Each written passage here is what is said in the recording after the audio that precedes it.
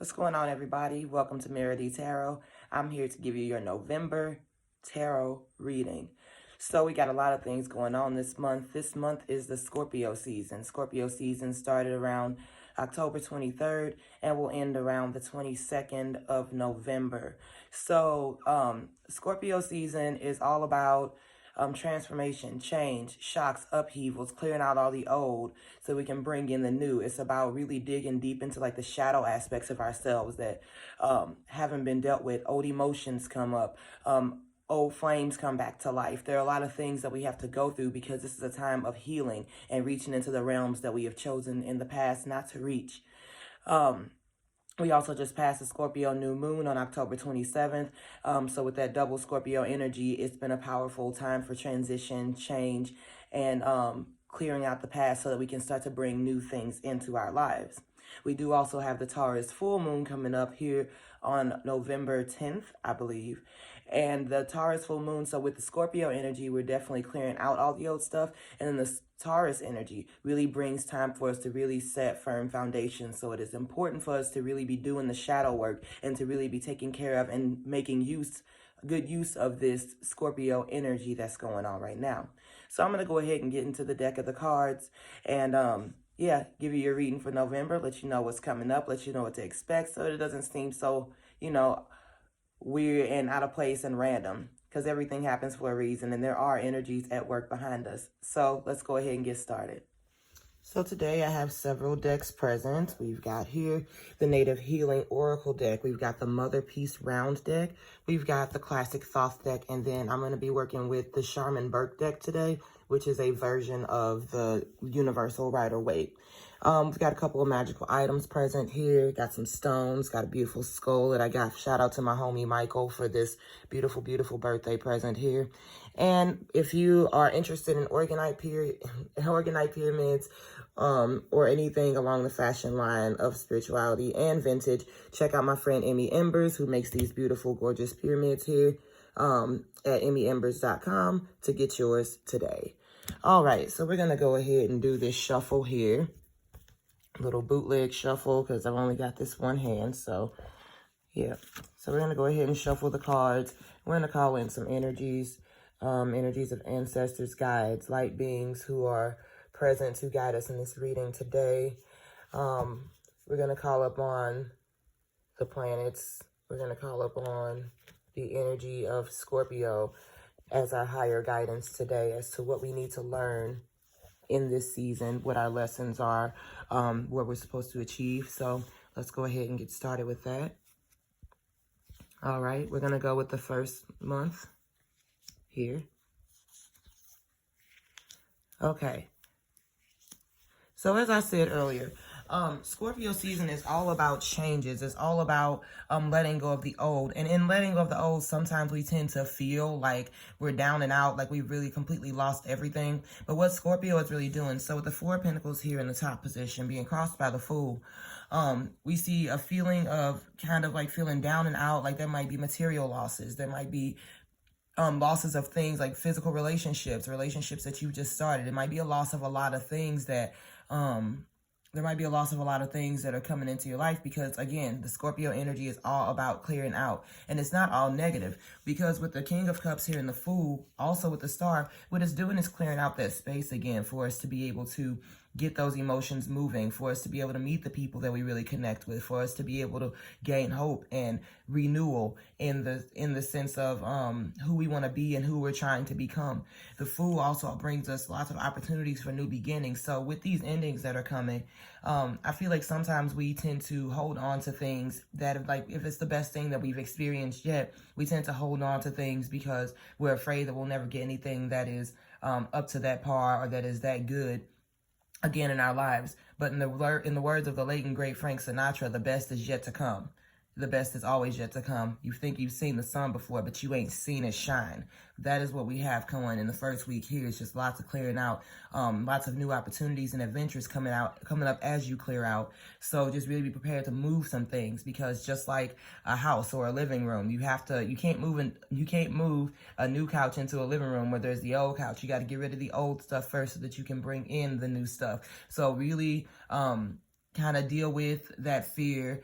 Write down some of the things that you're afraid of with letting something go. Write down what your fears are. Really be honest with yourself at this moment, because with the Scorpio energy as well, if we're not honest with ourselves by choice, the Scorpio energy will present us with situations that force us to kind of see the truths in things. So I advise you to go ahead and heed that intuition that's kicking in right now of things that need to be changed, because when the Scorpio energy comes in to change things, especially with Pluto and Mars being the rulers, it's aggressive, it is sudden, and it also, with Pluto being one of the planets that rule Scorpio, it does not, it really takes care of things. It pulls them up from the roots. So go ahead and take time to listen to that intuition, and go ahead and get those things taken care of.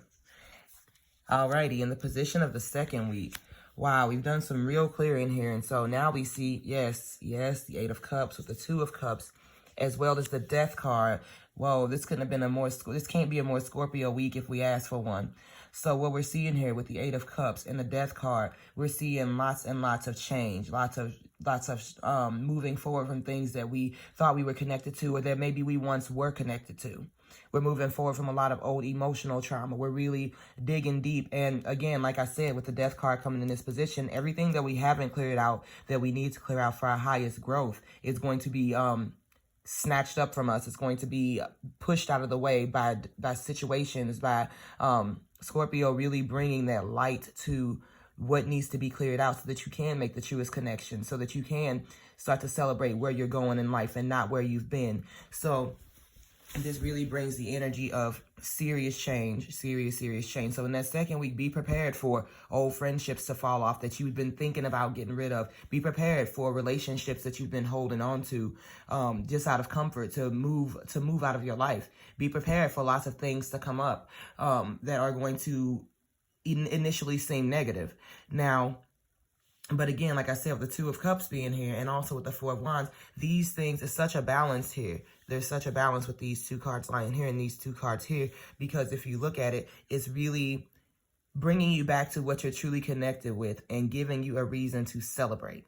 So go ahead and allow those things to come through, allow the things to process themselves, and then go from there. In the week 3, wow, we see lots of new emotional beginnings. So really opening up to allowing those emotions to flow. Again, more sacrifices. With the Death card, we cleared some things out here on the emotional level. But with the Hanged Man coming up, there are some other things. Now that we've seen this energy start to flow, we start to look at our lives and be like, okay, well, what else can I clear out to be able to restore the balance? What else can I clear out to get things flowing again? What else can I do to continue this journey to my highest self and who I'm truly meant to be? That's what we're getting at here. So with the Two of Wands, it's a very, not worrying so much about the future, deep down in the future. Don't worry too much about that. Worry more about what you can do right now to kind of cleanse and clear your life. The future will be there when it comes. But right now, it's just in that third week, there's going to be a lot of voluntary sacrifice, a lot of letting things go to restore the balance back into your life.